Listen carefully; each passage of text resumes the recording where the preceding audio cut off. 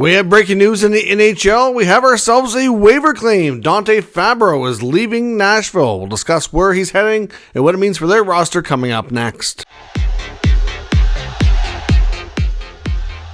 Welcome back to another video here at Top Shelf Hockey. As I mentioned, we have some breaking news from the NHL in the last few minutes here. We got word that we have ourselves an NHL waiver claim. Dante Fabbro, of course, the former first-round pick, right-shot defenseman of the Nashville Predators, was placed on waivers yesterday. We discussed that in a video, and I kind of gave it a 50-50 chance. I thought this might be one of the more likely players that gets picked up by another team, and that is indeed what has happened here. The Columbus Blue Jackets are the team who made the claim and is now, of course, picked up the remaining contract here for Dante Fabbro. So where they've picked him up off waivers, he does have to remain on the NHL roster. If they get to a point anywhere later this year where they want to consider demoting him to the American Hockey League, he'll have to go on waivers yet again. So his $2.5 million contract is only for the rest of this year. Said he's a right shot defenseman. He's only played in 6 games with Nashville.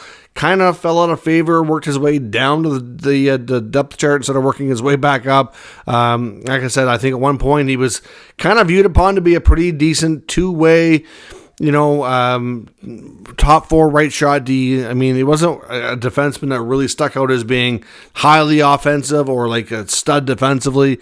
He's kind of just, pretty good at everything, but not, to me, at least a guy who's really stuck out as being like, phenomenal in one area. Like he's a good one-timer, pretty good stick defensively, average size, decent skater. Wouldn't say he's phenomenal. Put up decent numbers early in his career, plus his time at BU before that when he was drafted. So for Columbus, of course, they've had a ton of injuries this year.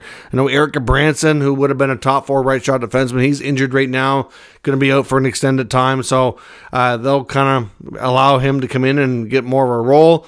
You would think maybe they'd lean more on a guy like David Jiricek, but not so much. I mean, Jiricek should still be able to get some playing time, but when you're bringing in another right shot D, and they do have more than enough left shot D right now, I do kind of wonder how this affects Jiricek, but Fabbro could find himself a new home, get a chance to stay in the NHL and play some more minutes there with the Blue Jackets, and we'll see how things worked. Like I said, the Blue Jackets are a team that's been, I don't know how to describe it. It's ridiculous how much that team has been impacted. I mean, it all, started towards the end of summer with the accident where they lost Johnny Gaudreau. Johnny and his brother unfortunately lost their lives, so they were impacted by, the death of their top star. Start the year, and then they start having all these injuries to Captain Boone Jenner.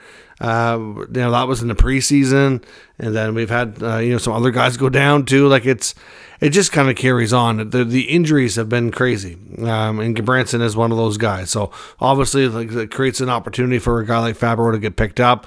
He is a pending unrestricted free agent as well. So again, the Jackets aren't tied to him beyond this season if they don't think it works out. So it's kind of a no risk, potentially decent high reward if it works out. If not, then so be it. They tried.